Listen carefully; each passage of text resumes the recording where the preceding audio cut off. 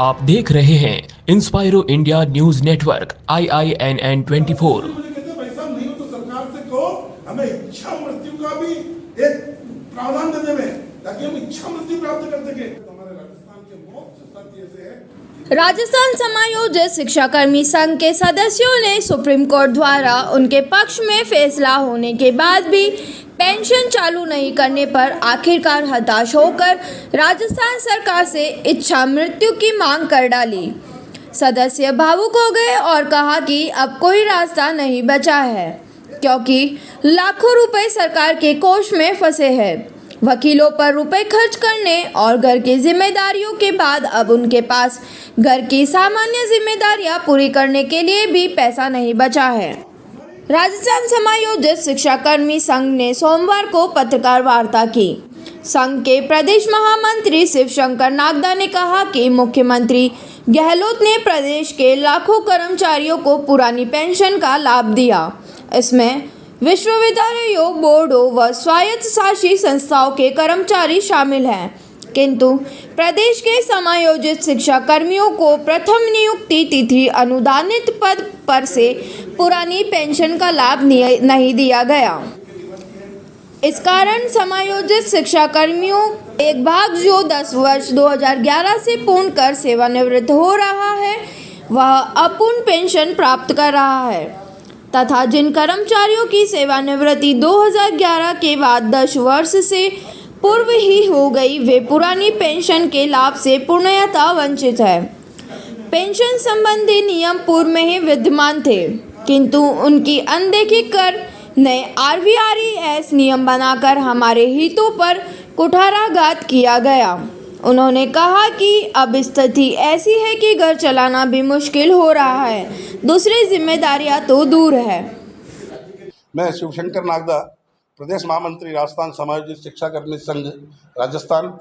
आज आप सब महानुभावों को हमने इसलिए कष्ट दिया, राजस्थान सरकार के द्वारा गत वर्ष बजट सत्र के अंदर सभी कर्मचारी छोटे से बड़े लगाकर सबके लिए पुरानी पेंशन लागू की गई, लेकिन इस सरकार के ब्यूरोक्रेट्स की हठधर्मिता के कारण हम लोग जो समायोजित शिक्षाकर्मी हैं, जो राजस्थान सरकार के अंदर अपनी सेवाएं देकर के हम सेवानिवृत्त हो चुके हैं, ऐसे 3800 कर्मचारी अभी तक भी हम पेंशन के लिए लटक रहे हैं। हमारे को पेंशन देने के लिए राजस्थान हाई कोर्ट ने 28 फरवरी 2018 के दिन फैसला दिया। उसी फैसले को बरकरार सुप्रीम कोर्ट ने 13 सितंबर 2018 के दिन रखा और सरकार ने हमें आदेश दिया था, कोर्ट ने आदेश दिया था कि आप अपना प्रोविडेंट फंड का पैसा 6% ब्याज सहित जमा कराएं।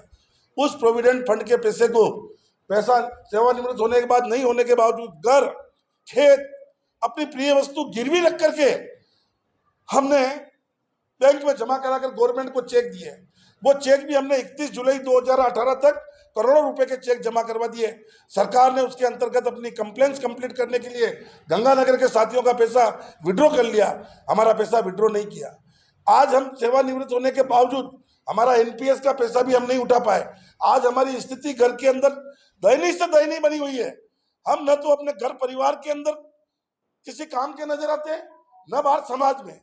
आज इस अर्थ के अभाव में हमारी स्थिति बद से बदतर हो चुकी है।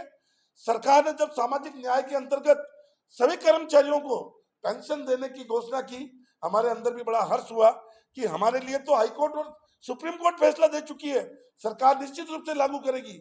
लेकिन ये ब्यूरोक्रेट्स किसी न किसी प्रकार से अड़ंगा डाल करके करोड़ों रुपए राजकोष से भुगतान करके न्यायालय के अंदर केस को अटकाए हुए हैं। और सुप्रीम कोर्ट ने भी कहा है कि भाई एक बार जो फैसला हो चुका है उसको पुनः आप हाई कोर्ट में ले जाएं, हाई कोर्ट से वापस सुप्रीम कोर्ट में आए। ये अच्छी बात नहीं है। यदि इतनी इस प्रकार से काम होता रहा तो सुप्रीम कोर्ट में भी मुकदमों की बाढ़ आ जाएगी। सुप्रीम कोर्ट ने उसके ऊपर स्टे दे दिया, लेकिन ये सरकार अपनी हठधर्मिता के कारण, मैं सरकार को तो नहीं कहूंगा क्योंकि सरकार तो सामाजिक न्याय के अंतर्गत विश्वास करती है, जैसा कि उन्होंने अपने घोषणा पत्र में भी अंकित किया है। यदि सामाजिक न्याय के अंतर्गत हम भी कर्मचारी हैं, सेवानिवृत्त हुए हैं, तो सरकार से एक ही निवेदन है कि हमें भी आप अपना मानते हुए हमारे ओल्ड पेंशन लागू की जाए और हमारे सब कर्मचारियों को राहत प्रदान की जाए। जो भी यदि मरणासन स्थिति में है जो या नहीं है तो सरकार फिर उन सबको इच्छा मृत्यु का के लिए स्वीकृति प्रदान करे। तो वो अपनी देह को त्याग दें, कम से कम उसके पश्चात उनके पीछे जो कर्जा है उसको उतारने का कुछ तो सरकार भी देगी ना, उससे कम से कम उनका कर्जा भी उतरेगा। आज किस प्रकार से व्यक्ति जी रहा है, किस प्रकार से अपने आप को कोस रहा है कि हमने कहा हम घुसे, रिटायरमेंट होने के बाद में भी एक पैसा सरकार से नहीं ले सक रहे, और जो था वो भी लगा करके सरकार को समर्पित कर दिया। साथियों, आज आपसे एक ही निवेदन है कि सरकार के इस लोकतंत्र में चौथे स्तंभ के रूप में आप सभी पत्रकार बंधु हैं, आप हमारी बात को सरकार तक पहुंचाएं कि जब सरकार छोटे बड़े संविदा प्राप्त कर्मचारियों को भी ओल्ड पेंशन का लाभ दे रही है तो समायोजित कर्मचारियों को क्यों रोक कर रखा है। निश्चित रूप से सरकार हमारे ऊपर सहृदयता से विचार करते हुए तुरंत पुरानी पेंशन लागू करने का आदेश प्रदान करें। धन्यवाद।